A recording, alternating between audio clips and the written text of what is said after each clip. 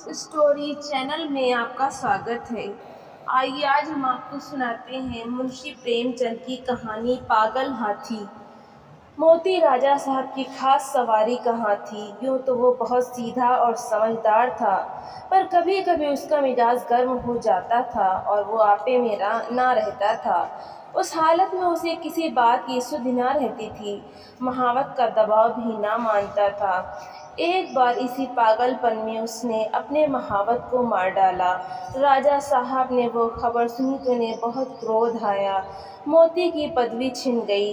राजा साहब की सवारी से निकाल दिया गया। कुलियों की तरह उसे लकड़ियां ढोनी पड़ती, पत्थर लादने पड़ते और शाम को वो पीपल के नीचे मोटी जंजीरों से बांध दिया जाता।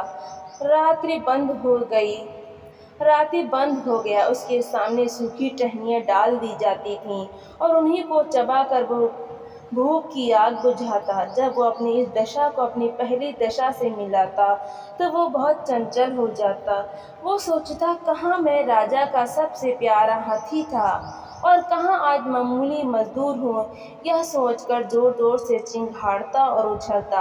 आखिर एक दिन उसे इतना जोश आया कि उसने लोहे की जंजीरें तोड़ डाली और जंगल की तरफ भागा। थोड़ी ही दूर पर एक नदी थी। मोती पहले उस नदी में जाकर खूब नहाया, तब वहां से जंगल की ओर चला। इधर राजा साहब के आदमी उसे पकड़ने के लिए दौड़े, मगर मारे डर के कोई उसके पास जा न सका। जंगल का जानवर जंगल ही में चला गया। जंगल में पहुंचकर अपने साथियों को ढूंढने लगा। वो कुछ दूर और आगे बढ़ा तो हाथियों ने जब उसके गले में रस्सी और पांव में टूटी जंजीर देखी तो उससे मुंह फेर लिया। उसकी बात तक न पूछी।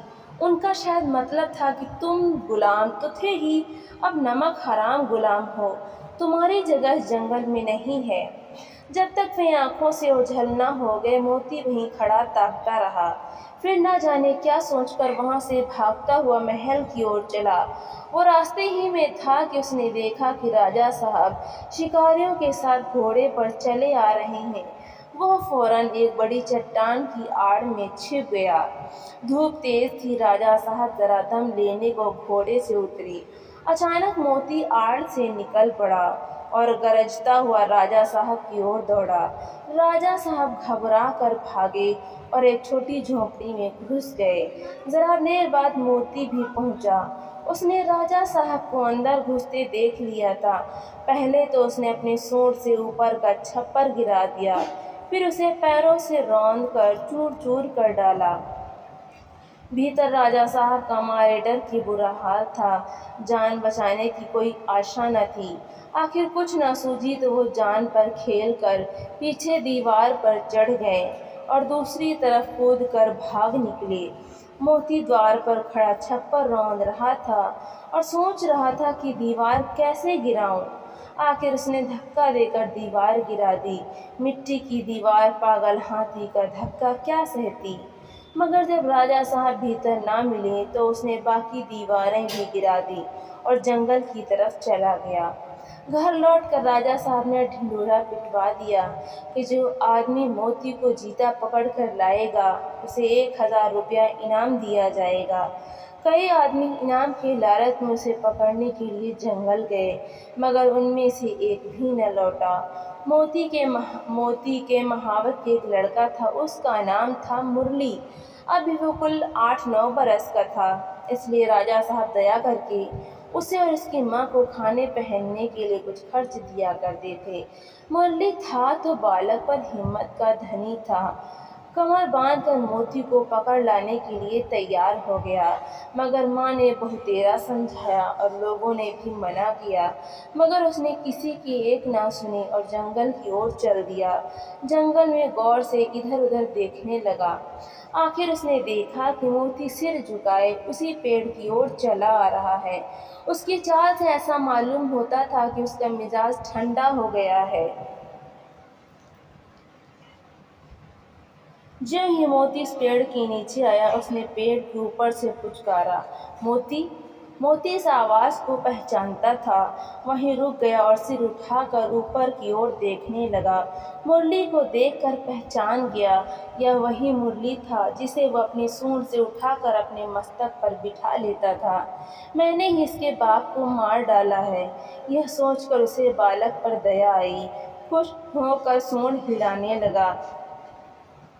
मुरली उसके मन के भाव को पहचान गया। वो पेड़ से नीचे उतरा, उसकी सूंड को थपकियां देने लगा। फिर उसे बैठने का इशारा किया।